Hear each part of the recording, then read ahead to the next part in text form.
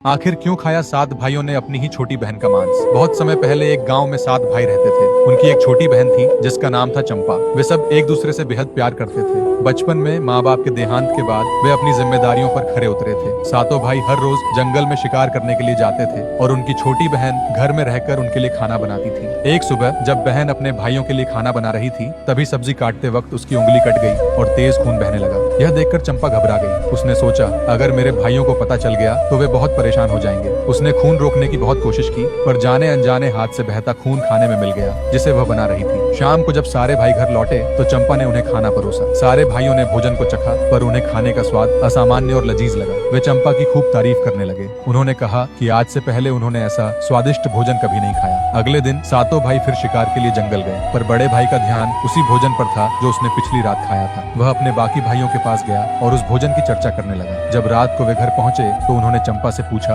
बहना, आखिर तुमने कल रात के भोजन में ऐसा क्या डाला था जिससे उसका स्वाद इतना लजीज हो गया? चंपा ने कहा, भैया, मैंने कुछ नहीं डाला था, वह बस और दिनों की तरह साधारण भोजन था। भाइयों के बार बार पूछने पर चंपा ने बताया कि जब वह सब्जी काट रही थी तो उसकी उंगली चाकू से कट गई थी और थोड़ा सा खून सब्जी में मिल गया था। यह सुनते ही सातों भाइयों के होश उड़ गए। शाम को जब सारे भाई साथ बैठे थे तो बड़े भाई के दिमाग में एक भयानक विचार आया। उसने अपने बाकी भाइयों से कहा, सोचो, अगर हमारी बहन के खून की चंद बूंदें इतनी स्वादिष्ट हैं तो उसका मांस कितना लजीज होगा। बड़े भाई की इस क्रूर बात से 5 भाई सहमत हो गए, पर सबसे छोटा भाई भय और चिंता में डूब गया। तभी बड़ा भाई बोला, कल हम लोग अपनी बहन को शादी के रिश्ते का झांसा देकर जंगल ले जाएंगे और तीर से उसकी हत्या कर उसका मांस पकाकर खाएंगे। यह सुनकर सारे भाइयों ने हामी भर दी, पर छोटा भाई गहरी सोच में डूब गया। वह बेचैन हो उठा कि अपनी छोटी बहन को कैसे बचाया जाए। वह चाहकर भी अपने भाइयों का विरोध नहीं कर सकता था, क्योंकि 6 भाई एक साथ थे। अगली सुबह बड़ा भाई चंपा के पास गया और बोला, मेरी प्यारी बहन, अब तुम विवाह योग्य हो गई हो, इसलिए आज हम तुम्हारे लिए वर देखने चलेंगे। तुम तैयार हो जाओ। भाई की बात सुनकर चंपा बहुत खुश हुई और उत्साहित होकर अपने भाइयों के साथ जंगल की ओर चल पड़ी।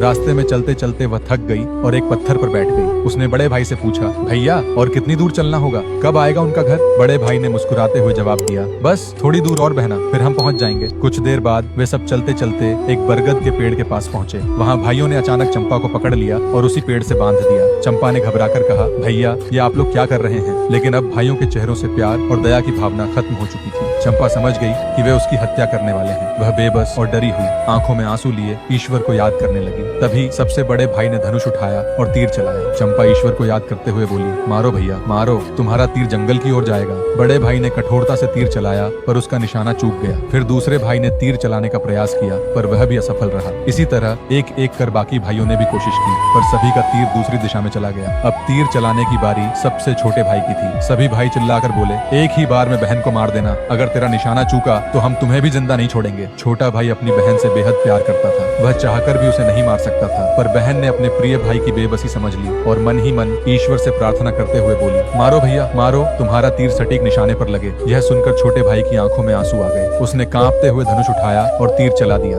इस बार निशाना नहीं चूका। तीर सीधे उसकी बहन को जा लगा और कुछ ही पलों में उसकी मृत्यु हो गई। इसके बाद बाकी 6 भाइयों ने मिलकर उसके शरीर के छोटे छोटे टुकड़े किए और उसका मांस पकाने लगे। बड़े भाई ने छोटे भाई को जंगल से लकड़ी लाने भेज दिया, लेकिन छोटा भाई इस घिनौने काम में शामिल नहीं हो सकता था। इसीलिए लौटते समय वह लकड़ी के साथ साथ कुछ मछली और केकड़े भी ले आया। थोड़ी देर बाद जब खाना परोसा गया तो उसने चंपा के मांस को एक गुप्त गड्ढे में दबा दिया। समय बीतता गया और उस जगह से एक बांस का पौधा निकल पड़ा और धीरे धीरे वहाँ एक बांस का झुंड बन गया। एक दिन उसी जंगल से साधु गोरखनाथ गुजर रहे थे। तभी उनकी नजर उसी बांस के समूह पर पड़ी। उन्होंने महसूस किया कि यह कोई साधारण बांस नहीं, बल्कि दिव्य ऊर्जा वाली बांस थी, जो बाकी के बांसों से अलग थी। साधु ने कुछ देर सोचा और उस बांस की टहनी से एक बांसुरी बना ली। वह हर रोज अलग अलग गांव जाते और बांसुरी बजाकर भिक्षा मांगते। एक दिन साधु चलते चलते उसी गांव पहुंच गया जहां 7 भाई रहते थे। उनमें से 6 भाइयों का विवाह हो चुका था।